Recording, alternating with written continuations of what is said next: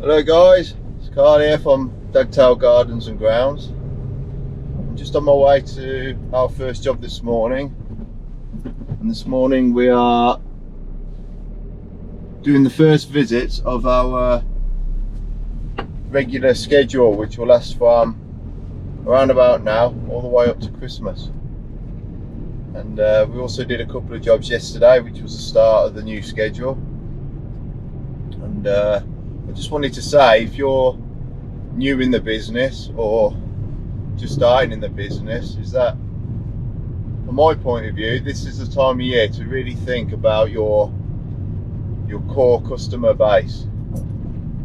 Don't be dragged away by small jobs which you only might do once a year, or maybe once and never see anyone again. So if you've already got a base of customers, pour your energy into making sure that you're going to turn up at the start of the year on time, have good energy to do a good job, communicate well with them. So Mike's just gone ahead of me in the truck, and he's got a mower on the back today. I don't think the grass is going to be too long at the moment, it's still early, but we just want to stay on top of things, not get behind. Because today is going to be dry all day, all the jobs that I've scheduled in have mowing involved. And I know tomorrow it's going to be wet.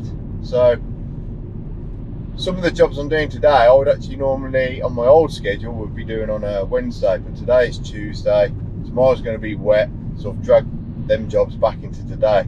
I mean, when I started my business in 2006, you grab onto everything you can get your hands onto, because you don't want to fail. You need to make a living. I remember doing decorating, helping a friend renovate houses, in between getting a few gardening jobs. And I know you got to do what you got to do, but over the years you want to move away from that and build up a nice base of customers. So look after the customers that look after you. The other thing, I know some people, look, if they get offered a job with a bit more money, they'll start moving they will start moving their jobs around so they can make a little bit more money in a day. But it's not worth it in the long run. You're going to get more money back in the long run if that customer's giving you work, 8 to 12 months of the year. Don't be swayed by an extra £20 or something to go and make a bit more money. Today I've actually got to start thinking about how to get to these places, because I haven't been to some of them since before Christmas. So I'm having to look at road signs again and think about it. Yeah, I think I'm going the right way now. Me and Mike did a lot last year. We were travelling in separate vehicles, and sometimes we're going ahead of each other. He may go ahead of me and I may go ahead of him and start jobs, and then one comes up behind and finishes them. And having a little van really helps, because if you need to go and get something, a part or something you forgot, or you need to go meet a customer or something, I can just dash off in the van, and Michael can just stay doing what he needs to do.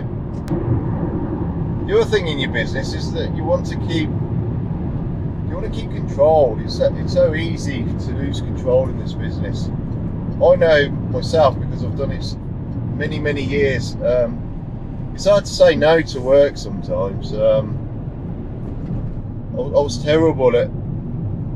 I felt like just because I had a business, and anybody that phoned me up for the kind of work I did, I had to say yes, and I would do anything to do that work.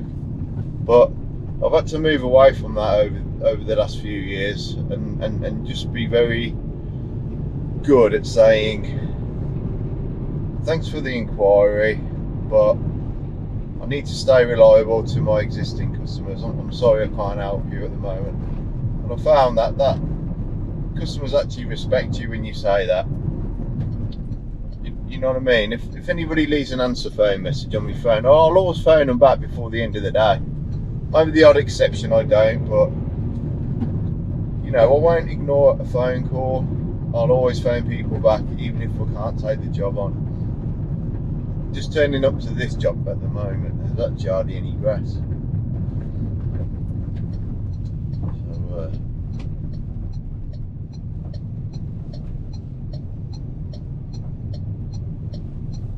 I'll just park out the way a little bit.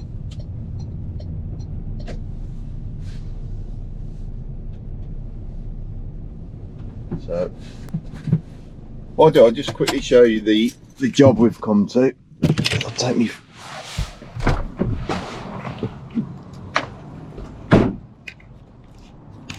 Mike, I don't think it's worth taking the mower off, really. It's not, yeah, but there's not really much grass on it, so what I think we should do is just get the car parks cleared on this visit. Next time it'll be ready for mowing. Right. We can get some of these cones off the grass. Sometimes you don't know what's going on until you get to a job, and I've just turned up to this job and it's a regular job, and I know if we don't mow it, nobody's going to phone me up and say, why didn't you mow the grass? Because at the moment it really doesn't need cutting. So what me and Mike will do on this visit, we're concentrating just getting the car park nice and clean. So I've got all these pine needles and cones that fall down regularly throughout the year. And one of the other reasons I get to this job early in the morning is because soon loads of cars are going to be pulling up. So I want to move these. I'm not going to get them into a bag. All I'm going to do is just move them from the curb into the middle of the car park, so when the cars turn up, they're not parked on top of the cones. I'm doing a litter pick now. I think some of this litter probably blew out of that skip there during the winter. So what I do, use a litter picker, an empty plastic bag. No need to handle anything.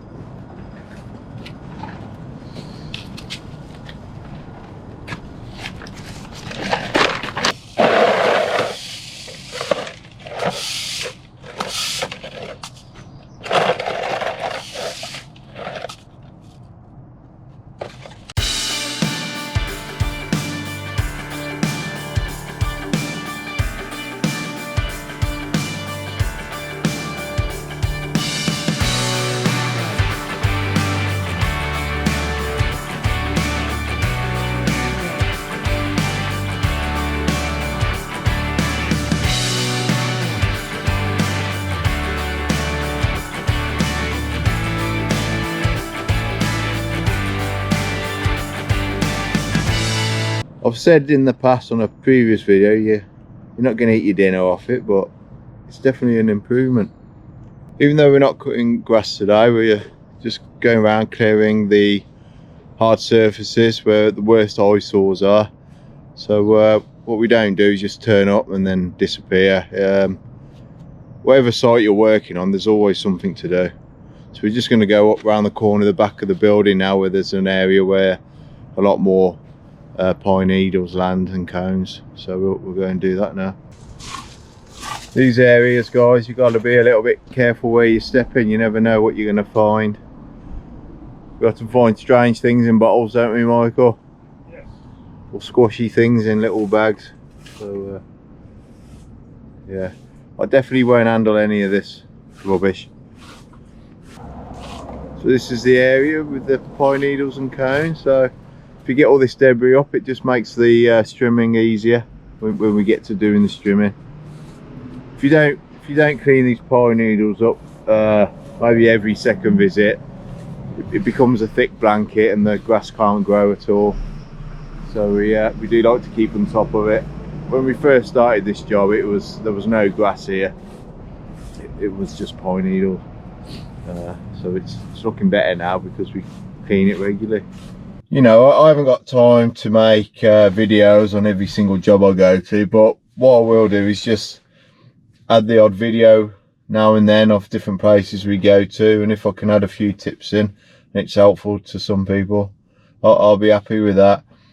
So I think throughout this season I'm just gonna maybe do a few really short videos and maybe a few longer ones in between. Maybe try and do 2 a week, something like that, and maybe sort of share some of the issues I get along the way and problems we have to solve, and yeah, just give people an idea who are planning to come into this kind of work, an idea what it's all about, really. And maybe we can share a few ideas, and you know, if anybody's got any advice for me which is going to improve my business, I'd really appreciate to hear it, and vice versa, really. So if you like this video, please give me a like. If you haven't subscribed, please subscribe, and even maybe share it with somebody who is thinking of starting a business like mine. But what I would suggest is that you start smaller than what I have at the moment, and build it organically during the years. So Michael's in the truck now. He's just we use software for our business, so he's just marking the job off. He's writing any relevant notes of the day. He's putting the times in, and I let him do that throughout the day. It gives him makes him think about what he's been doing and stuff like that. Drink of water.